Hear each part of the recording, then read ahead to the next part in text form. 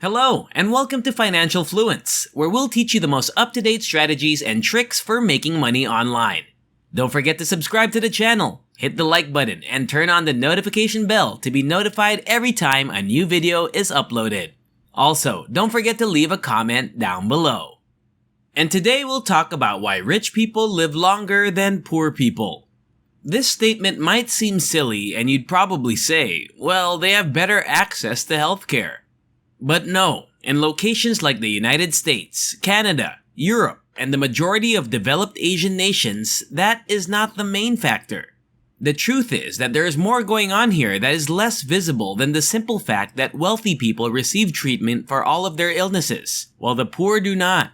Multiple studies have indicated that the richest 10% of people in developed countries live 10 years longer than their poorer colleagues. In addition, they remain disability-free 8 to 9 years longer than their peers, meaning they enjoy longer and better lives. So what is the recipe for wealthy people's survival? Okay, two things. First is stress, or at least one very particular kind of stress. The second point is that from the beginning, we may have been looking at this equation incorrectly. Wealth may have had less to do with longevity than longevity determines riches. The good news is that having money doesn't necessarily make it easier to escape this kind of biological time bomb. Rather, it makes it far less likely for those of you who simply become stressed after reading that stress will kill you. In addition, there are other forms of stress that have little to no impact on your long-term health. And for some people, other factors may be at play that vastly outweigh this one. So let's start by examining how this apparent disparity was discovered. Because yes, if you were to compare the average life expectancy of Americans to that of Sierra Leoneans, it would be clear that one group would be far wealthier and that group would live longer on average. However, this contrast is more about ongoing conflicts, having access to clean water, and having serious healthcare problems than it is about stress, especially when considering infant mortality. Yes, access to healthcare is more important, but that's not the point. We're interested in rich-poor discrepancies in advanced countries. So we'll look at the Oxford Journal of Gerontology's 2020 study. This study examined a number of variables among two groups of Americans and Britons in their 50s. Income was the biggest indicator of quality and length of life among those over 50, outweighing all other factors. These studies are helpful for what they contain, but also for what they don't. Only looking at people over 50 eliminated statistical mortality outliers, such as work accidents, congenital disorders, and neonatal death. This means the study was able to ignore much of the statistical noise associated with early death and focus on population-level causes. Would a multi-millionaire daredevil live less than a low-paid office worker? Oh, without a doubt, you bet!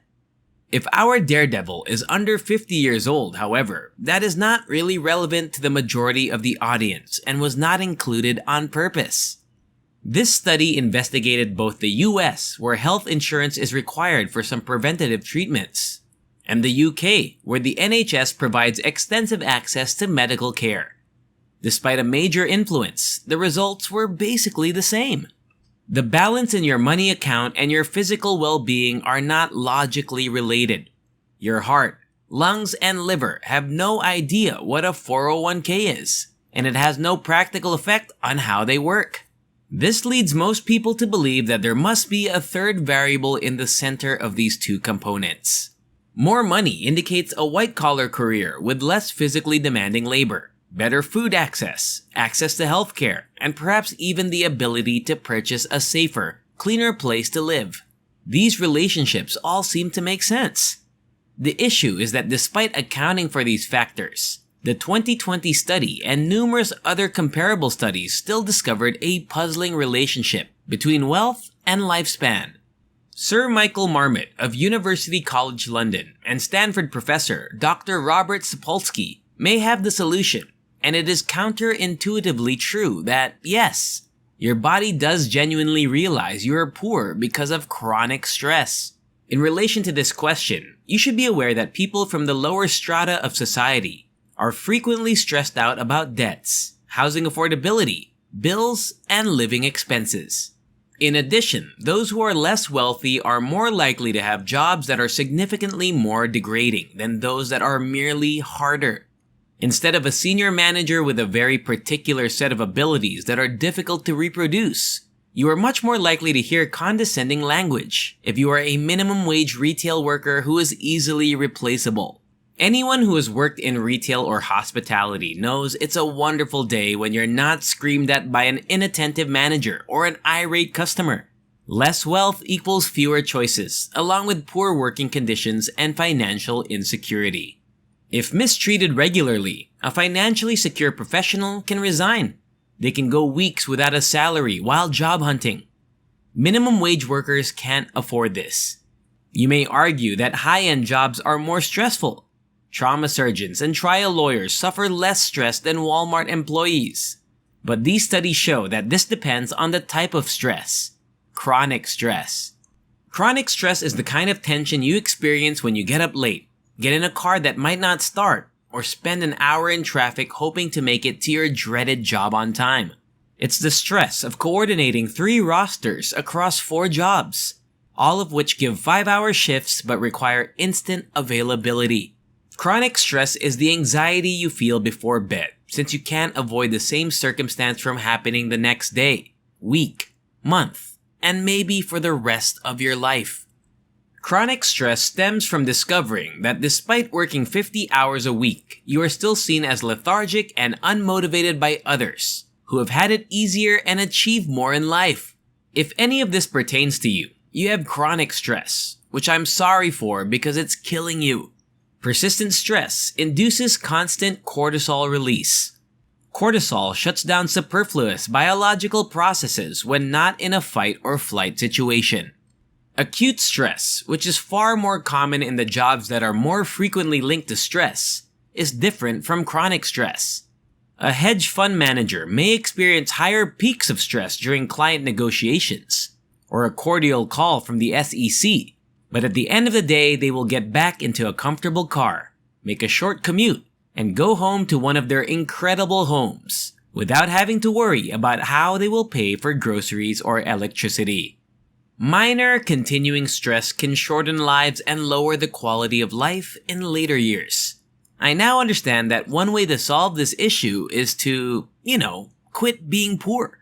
But for those who experience this chronic stress the most frequently, this is undoubtedly easier said than done. Making sure you set aside some time each day to unwind and reflect on what you need to do and how you're going to do it is a more practical approach for everyone. Another alternative is to move to a more equitable country. Scandinavia, Southern Europe, and even South America are poorer nominally than the US. But inequality is less severe there, so chronic stress is less of a concern. When we're at the top of our populations, we live longer and are less stressed, and our place in that population counts more than its overall wealth. Okay, there's one more item to consider because it's a classic example of problems with statistical association. Correlation does not always imply causation, and the direction of causation may surprise you. All of our research has concentrated on finding the causes of longer lifespans among the wealthy, and we've found some compelling reasons. Maybe we should have asked if living longer enhances a person's top 10% chance. Heredity determines longevity. A family with the genetic potential to live longer, healthier lives will be richer. They may avoid costly and time-consuming illnesses that run in some families. With an extra decade of good health, these people may be able to hold senior positions, which frequently go to experienced people for longer. These lucky families pass on more than just good genes to their children. If you live longer, your middle-aged offspring will inherit from you. This is better than giving money to 20 or 30-year-olds, who are more likely to spend it than use it to boost their income. And that's all. What are your thoughts on this? Let me know in the comments section below. And if you enjoy similar content, check out my other videos. And if you like them, hit the like button, subscribe to the channel, and turn on the notification bell.